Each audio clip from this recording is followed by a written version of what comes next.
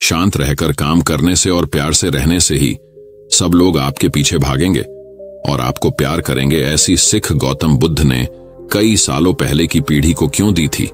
इसके पीछे का रहस्य क्या है? आज इसी रहस्य के बारे में हम गौतम बुद्ध की कहानियों के माध्यम से जानेंगे।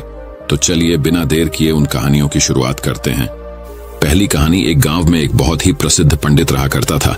उस पंडित का नाम श्याम था।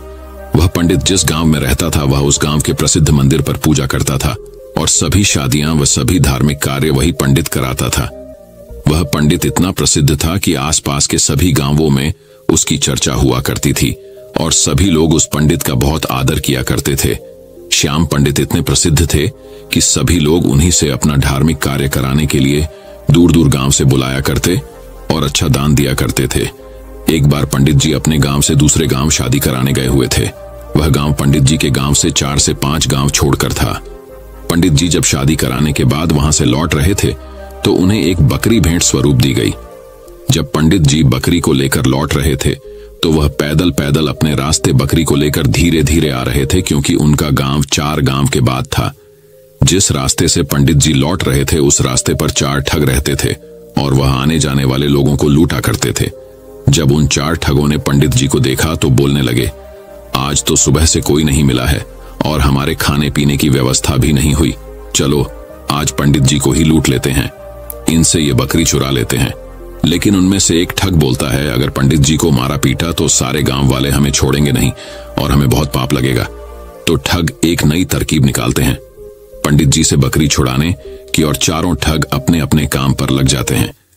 पंडित जी जब पहले गांव पहुंचने वाले होते हैं तो वहां पहला ठग उन्हें मिलता है, जो एक साधारण व्यक्ति की तरह पंडित जी से राम राम करता है और उनके पैर पड़ने के लिए झुकता है, लेकिन रुक जाता है और पंडित जी से बोलता है, पंडित जी आप तो बहुत प्रसिद्ध पंडित हैं और लोग आपकी बहुत इज्जत करते हैं, लेकिन आप इस गधे के साथ क्या कर रहे हैं? तो पंडित जी गुस्सा हो जाते हैं और बोलते हैं, अरे मूर्ख, ये गधा नहीं, ये बकरी है, बकरी।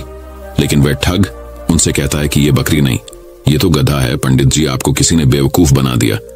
तो पंडित जी फिर गुस्से से कहते हैं कि तू ही मूर्ख है, ये बकरी है ना कि गधा। और ये बोलकर पंडित जी आगे चल पड़े। लेकिन पंडित जी के दिमाग में इस अनोखी घटना ने एक हल्का सा भ्रम डाल दिया और वह आगे निकल गए।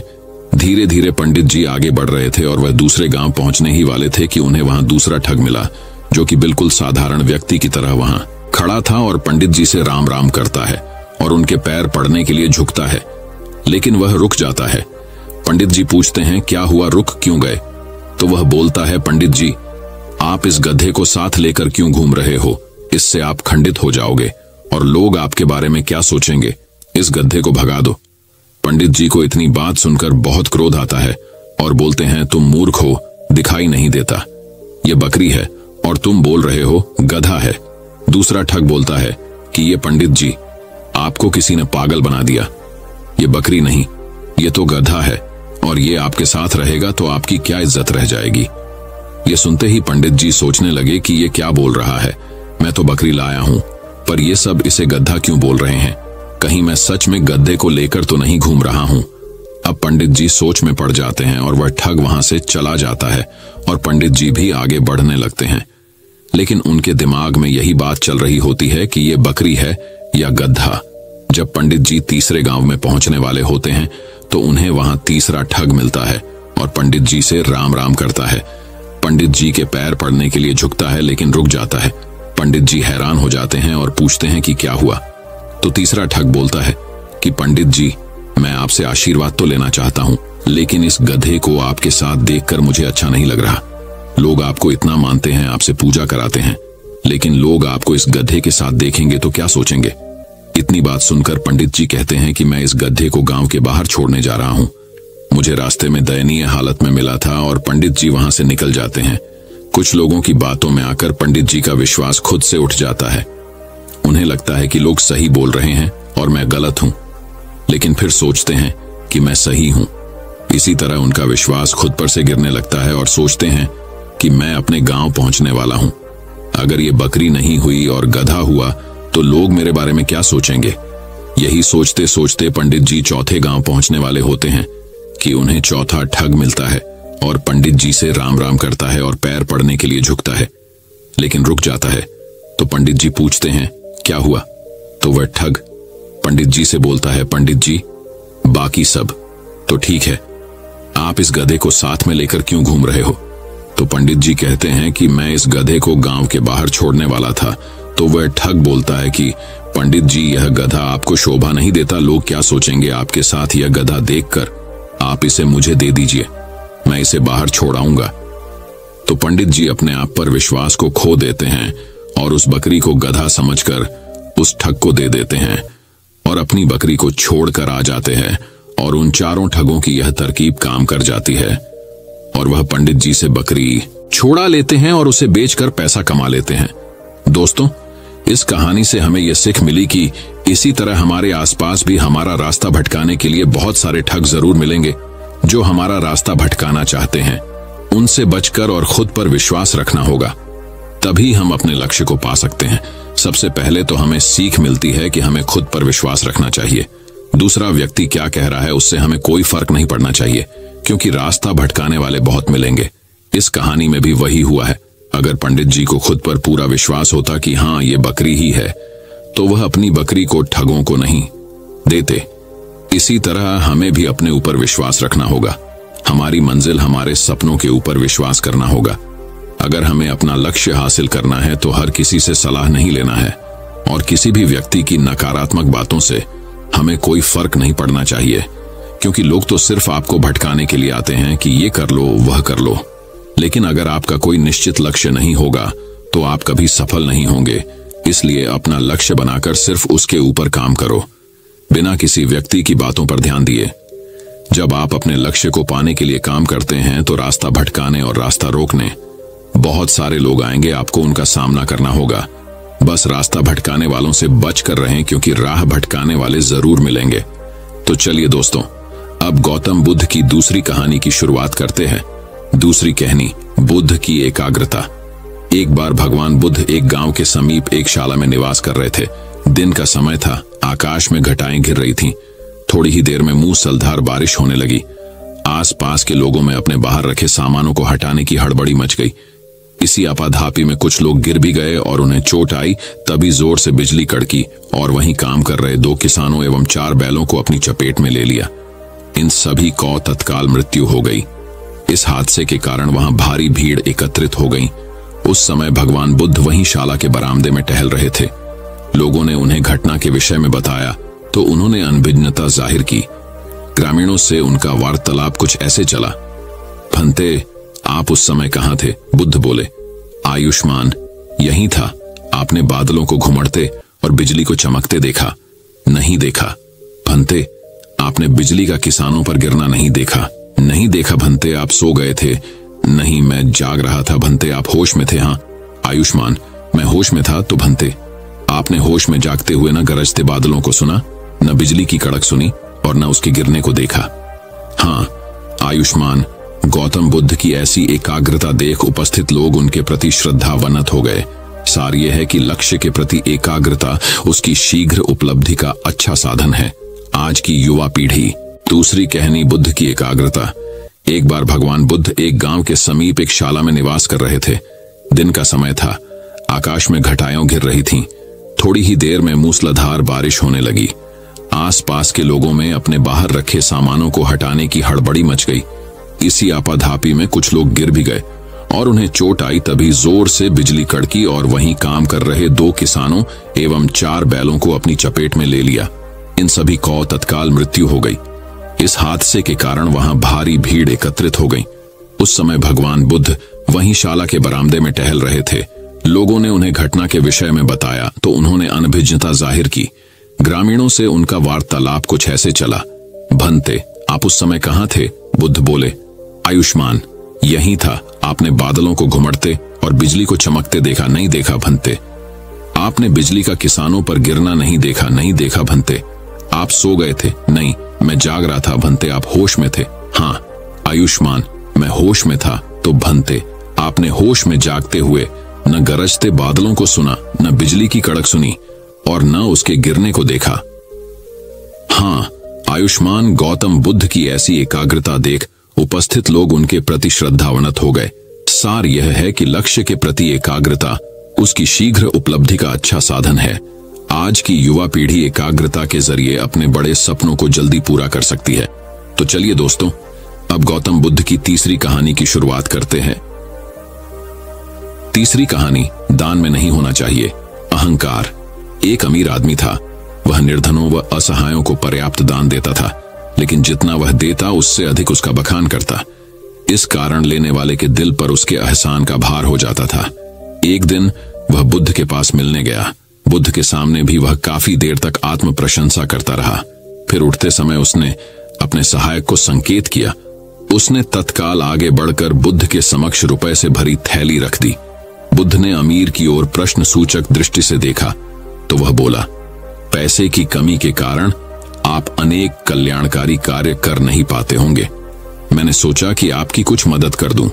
बुद्ध ने अमीर की बनावटी विनम्रता में छिपे अहंकार को समझकर कहा, मुझे आपके धन की नहीं, आपकी आवश्यकता है। अमीर के लिए यह पहला अनुभव था जब किसी ने उसके दान को ठुकराया हो। उसे बुद्ध के व्यवहार पर हैरानी भी हुई और बुरा भी लगा। उसने कहा, महात्मन, आपने तो मेरे दान को व्यर्थ समझकर अस्वीकार कर दिया। क्यों? उसकी बात सुनकर बुद्ध मुस्कुराए, फिर स्नेह से उसे समझाकर बोले, सेठ, जिस दान के साथ दाता स्वयं को नहीं देता वह मिट्टी के बराबर होता है। दान से आशय है सम विभाजन। दूसरे का हिस्सा अतिरिक्त धन के रूप में तुम्हारे पास है, वही तुम दान के रूप में लौटा रहे हो। फिर इसमें मैंने दिया का अहंकार होना ही नहीं चाहिए। तुम जब इस भाव से दोगे तो मैं अवश्य लूंगा। बुद्ध की गहरी बातों ने अमीर का जमीर जागृत कर दिया और उसने स्वयं की सोच में आवश्यक सुधार किया। तो चलिए दोस्तों, अब गौतम बुद्ध की चौथी कहानी की शुरुआत करते हैं। चौथी कहानी, सुख क्या है। एक दिन बहुत से भिक्षु बैठे बात कर रहे थे कि संसार में सबसे बड़ा सुख क्या है। अगर संसार में सुख ही था तो संसार छोड़कर आए क्यों? जब संसार में दुख ही दुख रह जाए तभी तो कोई संन्यास लेता है।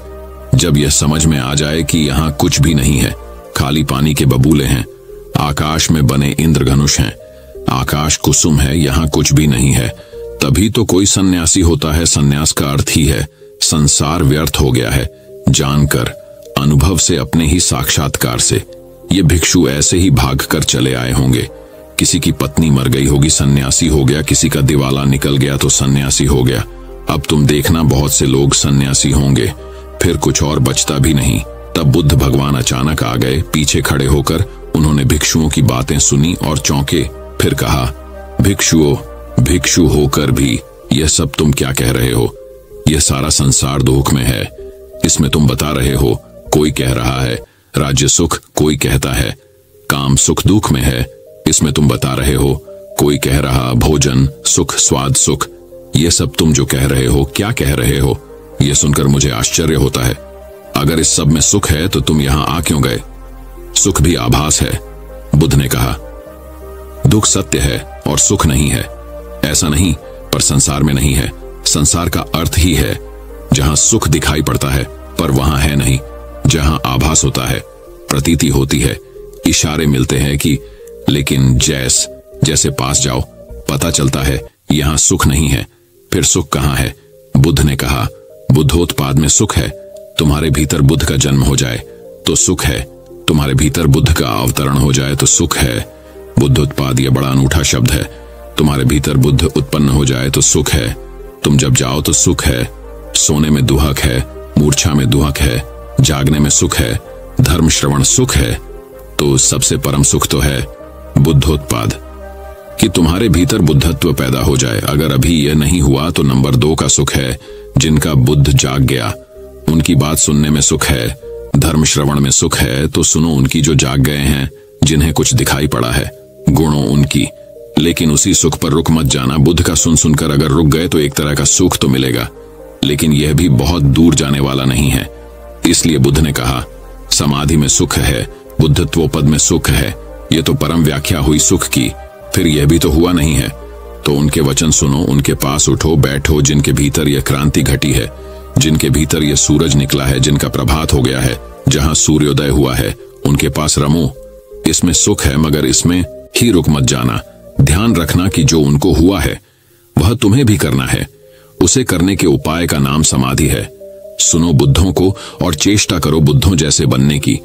उस चेष्टा का नाम समाधि है। उस चेष्टा का फल है बुद्धोत्पोध।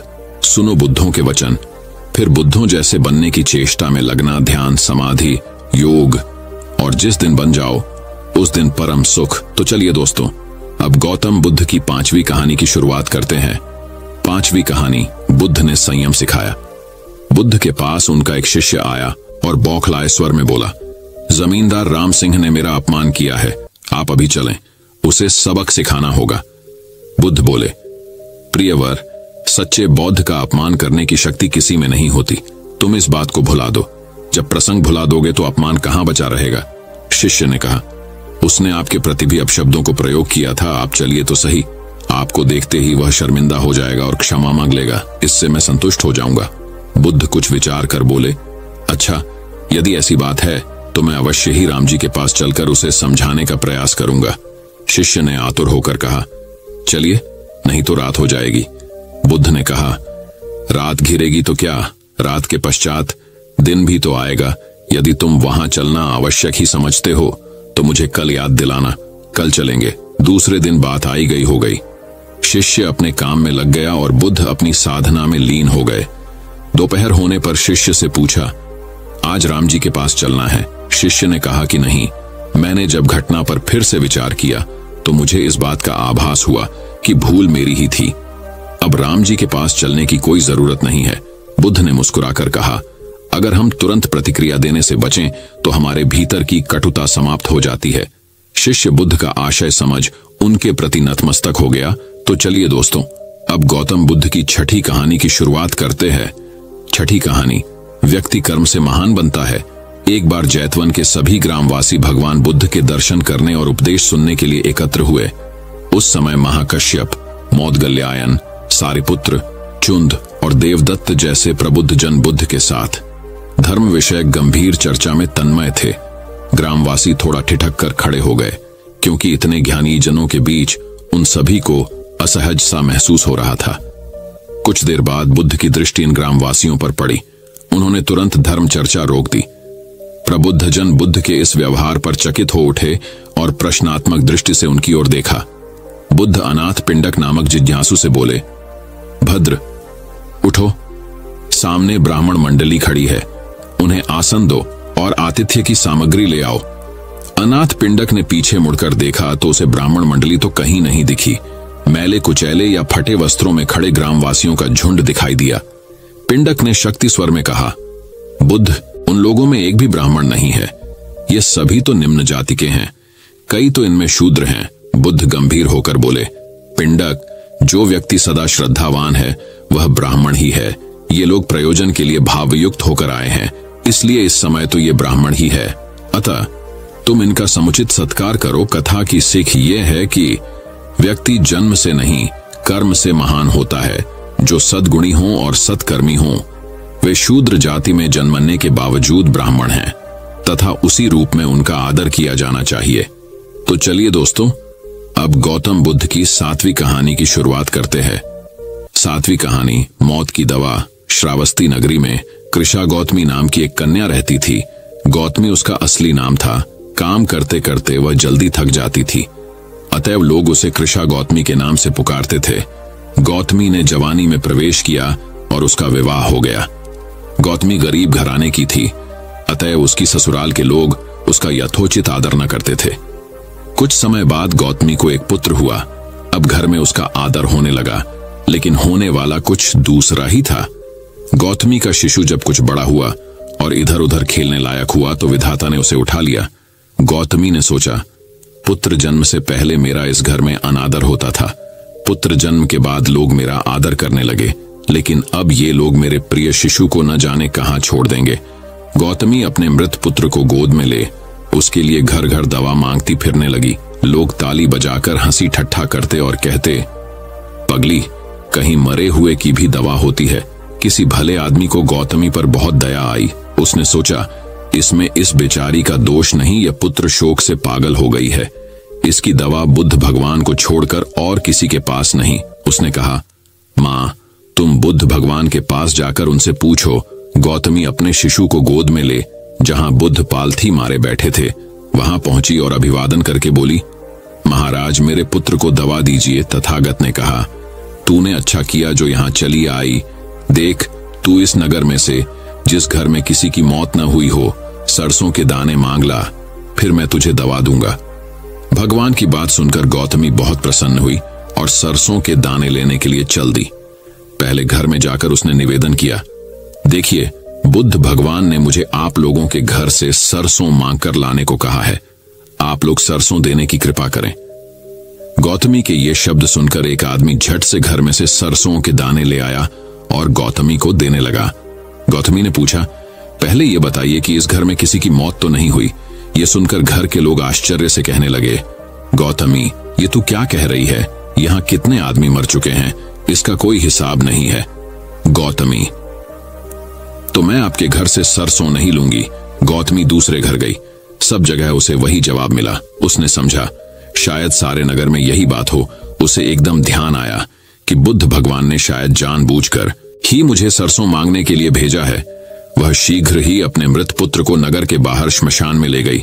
उसे अपने हाथ में लेकर बोली, प्रिय पुत्र, मैंने समझा था शायद तुम ही अकेले मरने के लिए पैदा हुए हो, लेकिन अब मुझे मालूम हुआ कि मौत सबके लिए है। जो पैदा हुआ है उसे एक ना एक दिन अवश्य मरना है। इतना कहकर अपने पुत्र को श्मशान में रख वहां से लौट आई। लौटकर गौतमी बुद्ध के पास गई। बुद्ध ने पूछा, गौतमी, सरसों के दाने मिल गए? गौतमी ने कहा, महात्मा बुद्ध, सरसों नहीं चाहिए, उनका काम हो गया है। उसने रोते हुए सत्य को स्वीकार कर लिए और वहां से चली गई। तो चलिए दोस्तों, अब गौतम बुद्ध की 8वीं कहानी की शुरुआत करते हैं। 8वीं कहानी, क्रोध के सामने शांत भाव रखें। कुल बुद्ध एक दिन वैशाली में प्रवचन दे रहे थे। विशाल जनसमूह उन्हें अत्यंत शांति और तन्मयता से सुन रहा था। कहीं कोई शोर नहीं था, मात्र बुद्ध की वाणी गूंज रही थी। बुद्ध के शिष्यों के साथ उपस्थित लोग बुद्ध के अमृत वचनों का पान पूर्ण एकाग्रता से कर रहे थे। तभी उस शांत वातावरण में खलल उत्पन्न करती एक व्यक्ति की जोरदार आवाज आई, आज मुझे सभा में बैठने की अनुमति क्यों नहीं दी गई? बुद्ध उस व्यक्ति का चिल्लाना सुनकर भी मौन रहे। उस व्यक्ति ने पुनः चिल्लाकर यही प्रश्न पूछा। बुद्ध ने नेत्र बंद कर लिए। उनका एक शिष्य बोल उठा, हे बुद्ध, बाहर खड़े अपने इस शिष्य को अंदर आने की अनुमति दीजिए। बुद्ध ने नेत्र खोलकर कहा, नहीं, यह अस्पृश्य है। शिष्यगण बुद्ध के मुंह से अस्पृश्य शब्द सुनकर विस्मित हुए और उन्होंने पूछा, वह अस्पृश्य क्यों, कैसे? भगवान, आपके धर्म में तो जात पात का भेद नहीं है। बुद्ध बोले, या यह क्रोध में आया है। क्रोध से जीवन की एकता भंग होती है। क्रोधी व्यक्ति मानसिक हिंसा करता है। किसी भी कारण से क्रोध करने वाला अस्पृश्य है। उसे कुछ देर तक स्मरण कर लेना चाहिए कि अहिंसा परम धर्म है। कथा का उपदेश यह है कि क्रोध एक असात्विक भाव है जो कर्ता और भोक्ता दोनों के लिए हानिकारक होता है। इससे बचते हुए शांति से विचार करने व कार्य करने की प्रवृत्ति अपनानी चाहिए। शांत मन और मस्तिष्क ही विवेकपूर्ण निर्णय लेने में सक्षम होते हैं। दोस्तों, मैं उम्मीद करता हूं कि यह कहानी सुनने से आपके जीवन में अच्छे बदलाव आए होंगे। आपको इस वीडियो से क्या सीखने मिला, ये कमेंट करके जरूर बताएं और अपने परिवार, दोस्तों या आपके करीबी इंसान के साथ ये कहानी शेयर करके उन्हें भी इस ज्ञान से परिचित करवाएं। बाकी अगर आपको ये वीडियो दिल से अच्छी लगी हो तभी इस वीडियो को लाइक कर देना, और आपने अब तक इस चैनल को सब्सक्राइब न किया हो तो चैनल को सब्सक्राइब भी जरूर कर देना। आपका हर दिन शुभ हो और खुशियों से आपका जीवन भरा रहे। धन्यवाद। नमो बुद्धाय।